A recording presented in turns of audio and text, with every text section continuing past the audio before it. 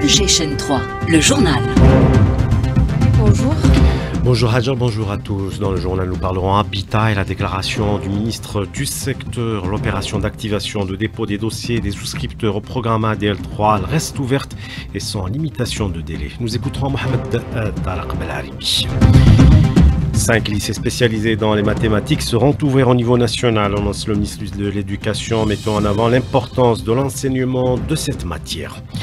Puis la campagne haineuse et hostile de l'extrême droite française contre l'Algérie, dénoncée par l'organisation des enfants de Chouhada, d'anciens diplomates et des chercheurs lors d'une rencontre à Alger. Le compte rendu dans ce journal.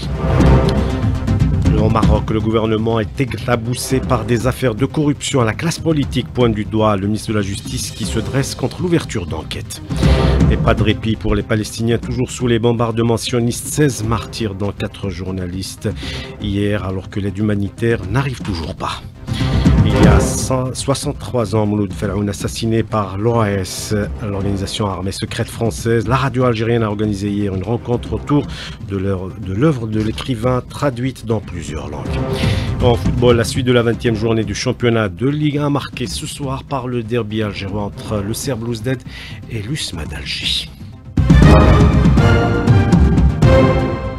Bonjour à tous. L'opération d'activation de dépôt des dossiers des souscripteurs au programme ADL3 elle reste ouverte et sans limitation de délai. C'est ce qu'a annoncé hier le ministre de l'Habitat, Mohamed Tarek Belaribi, qui rassure ainsi les souscripteurs qui sont au nombre d'1 400 000 pour ce programme. On écoute le ministre de l'Habitat. Nous rassurons les souscripteurs que la deuxième opération concernant l'accès au compte, le téléchargement des documents et l'envoi des fichiers des souscripteurs n'a pas de date limite. Il s'agit d'une opération ouverte qui se poursuivra jusqu'à ce que nous permettions à tous les inscrits au programme ADL3, dont le nombre dépasse 1,4 million, d'ouvrir leur compte et d'envoyer leur dossier. Je confirme qu'il y a suffisamment de temps et que cette opération restera en cours sans date limite précise. Autre mesure annoncée, l'ouverture des services d'état civil au niveau de toutes les communes après le FTOR de 20h30 à minuit pour la délivrance des documents nécessaires aux souscripteurs. Du nouveau pour le secteur de l'éducation, 5 lycées spécialisés dans les mathématiques seront ouverts au niveau régional. C'est ce qu'a déclaré le ministre du secteur hier lors d'une manifestation destinée à mettre en avant l'importance de cette matière. La rencontre est organisée à l'occasion de la Journée internationale des mathématiques. On écoute le ministre de l'Éducation, Mohamed Saadaoui.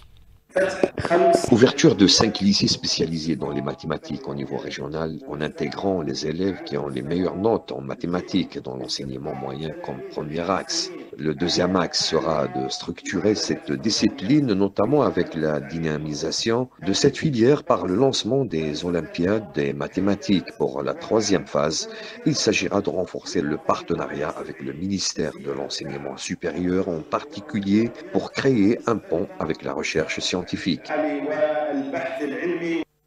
Présent à cette rencontre, le ministre de l'Enseignement supérieur a mis en avant de son côté le nombre important d'étudiants inscrits en mathématiques. Kamel Bedari.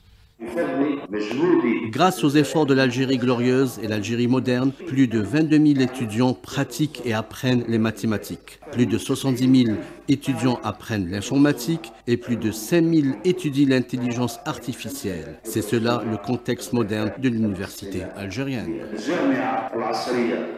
C'était le ministre de l'Enseignement supérieur. La campagne haineuse sans précédent de l'extrême droite française contre l'Algérie, dénoncée par l'Organisation nationale des enfants de Chouhada, d'anciens diplomates et des chercheurs réunis hier soir lors d'une rencontre à Alger. Compte rendu Ismaël Mimouni. Une campagne basée sur des agissements et des propos sans fondement, l'extrême droite française a franchi la ligne rouge. Le président de l'Organisation nationale des enfants des Chouhada, Khalifa Smati. Nous sommes aujourd'hui confrontés à une escalade sans précédent, ce qui nous pousse à une pause de réflexion et d'évaluation pour examiner les véritables raisons de ces évolutions et leurs répercussions sur l'avenir des relations entre les deux pays. L'Algérie, de par sa longue lutte et les sacrifices de son noble peuple, n'acceptera aucune tentative visant à saper sa souveraineté ou à porter atteinte à son passé révolutionnaire. Saïd Ayashi, président du Comité national algérien de solidarité avec le peuple du Sahara occidental, explique de son côté le comportement de l'extrême droite française par la haine pour tout ce qui est algérien. Comportement profondément irresponsable de l'extrême droite et de la droite dure du personnel politique français, chez qui on note une algérophobie viscérale, une haine de tout ce qui est algérien. Ces héritiers de l'OAS, ceux qui ne sont pas parvenus à se départir de l'esprit colonialiste français, n'ont pas admis que l'Algérie soit un pays souverain, un peuple uni et un pays en développement. Il lui vaut une haine viscérale qui se traduit aujourd'hui par la perturbation constante des relations, alors que le peuple français et le peuple algérien sont conviés à vivre en paix et en harmonie avec un respect mutuel et des bénéfices partagés. L'Algérie ne répond pas de la même façon. L'Algérie est un État responsable, est un État respectable et qui respecte le droit international,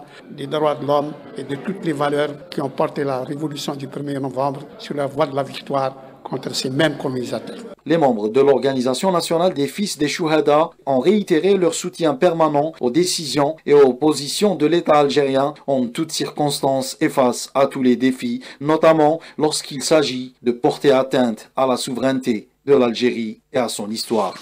L'extrême droite française qui surfe également sur l'islamophobie en prévision des prochaines échéances électorales. Le monde a célébré la journée internationale contre l'islamophobie. À cette occasion, le secrétaire général de l'ONU, Antonio Guterres, a mis en garde contre la montée de ce phénomène. Antonio Guterres appelle à l'adhésion de tous aux valeurs de l'égalité et des droits de l'homme. Ces derniers temps, nous assistons à une forme intense d'islamophobie, une islamophobie savante. Explication avec Kamal Chakaté, théologien et membre fondateur de l'association des Ulama du Sahel. Il en parle à Karima Hasnaoui.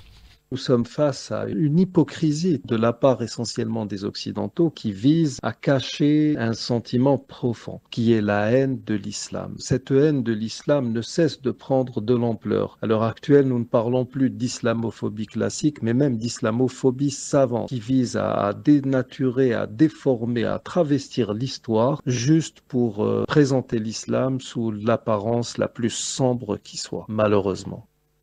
D'importantes quantités de drogue saisies par des détachements de l'ANP dans plusieurs opérations, dont celles ayant permis la saisie de 25 quintaux de kif traités en provenance des frontières avec le Maroc. Au Maroc, où des affaires de corruption éclaboussent le gouvernement, selon le dernier rapport de la Commission nationale de l'intégrité et la lutte contre la corruption, le montant est de 50 milliards de dollars. La classe politique marocaine pointe du doigt le ministre de la Justice qui détourne l'attention sur ces affaires et se dresse contre l'ouverture de toute enquête. Karima Hasnaoui.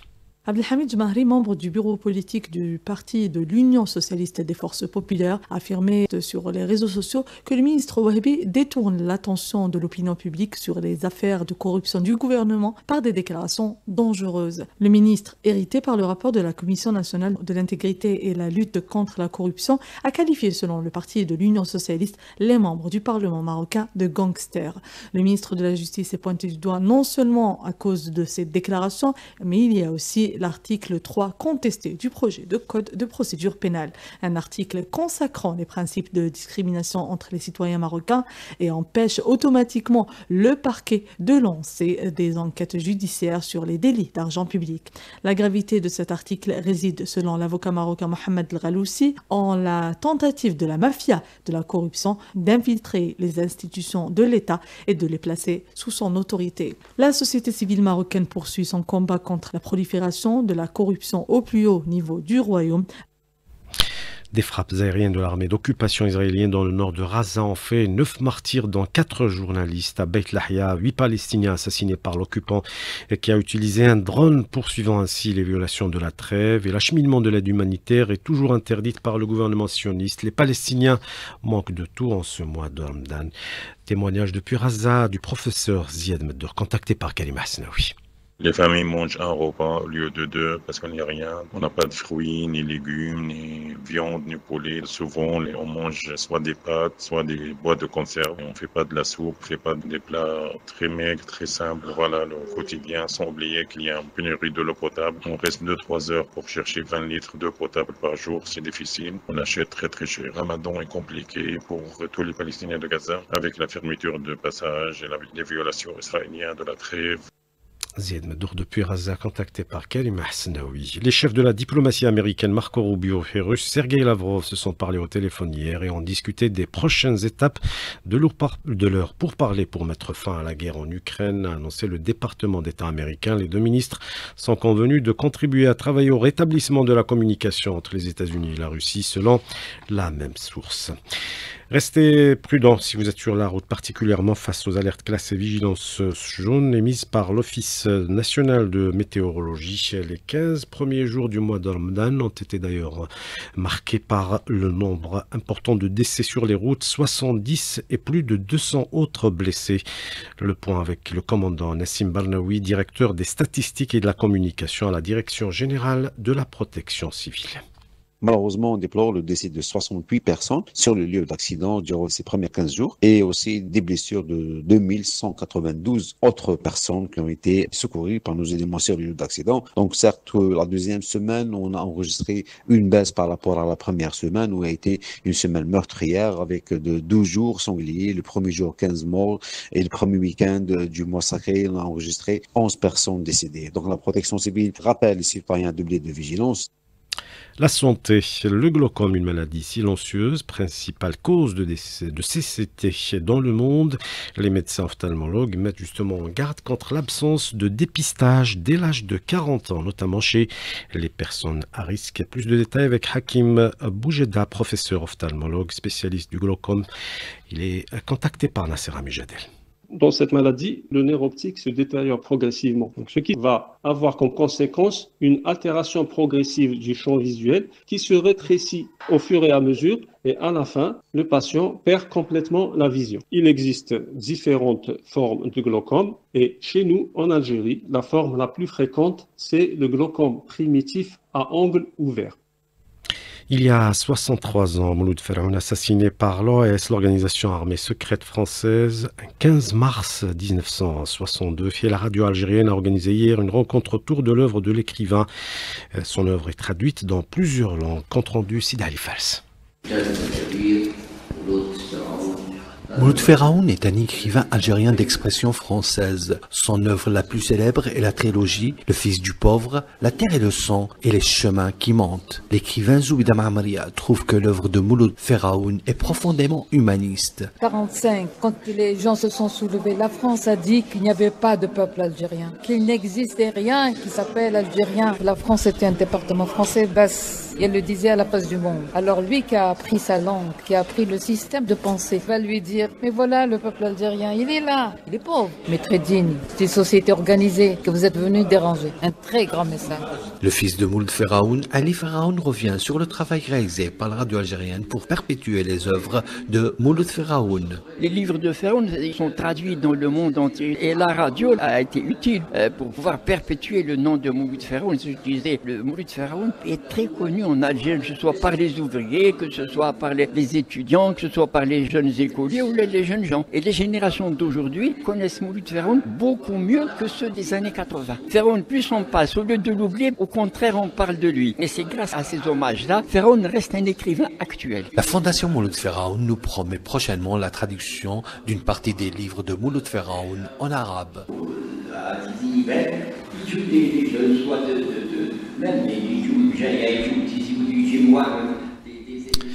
En sport, Mustafa Balafré, élu à la tête de l'Association des comités nationaux olympiques d'Afrique. C'était lors de l'Assemblée générale tenue au CIC, le Centre international des conférences.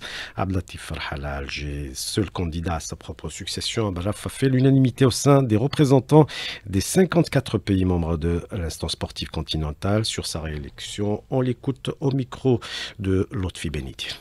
Je suis à la fois heureux et honoré de ma réélection à la tête de l'ACNOA. Comme vous le savez, les membres de l'Assemblée ont refusé à ce que l'élection s'effectue à travers le scrutin, mais plutôt par acclamation. Je dirais que cette confiance s'est installée à travers des années de travail et de persévérance grâce aux personnes qui m'entouraient. On a pu rendre à l'ACNOA la place qu'elle mérite à l'échelle internationale, au point où le président du CIO conseille à l'Europe de prendre exemple sur l'Afrique et de faire de même. Le football, avec la suite de la 20e journée du championnat de Ligue 1 ce soir, un match qui sera retransmis en direct sur les ondes de la chaîne 3. Il s'agit du derby algérois entre le Serbe Ouzded et l'USM Alger à 22h. Hier, le leader, le Mouloudiyat d'Alger, a été accroché au stade du 5 juillet, 2 buts partout par l'USM Khanchla.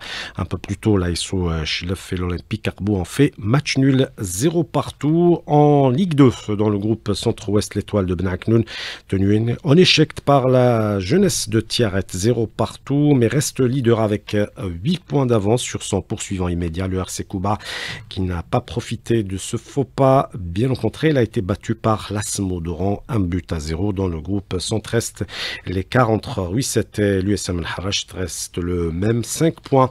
Les deux équipes ont gagné hier leur match. C'est la fin de ce journal, 7h16 sur Alger Chaîne 3. Merci d'avoir suivi la météo à Jam Saouti.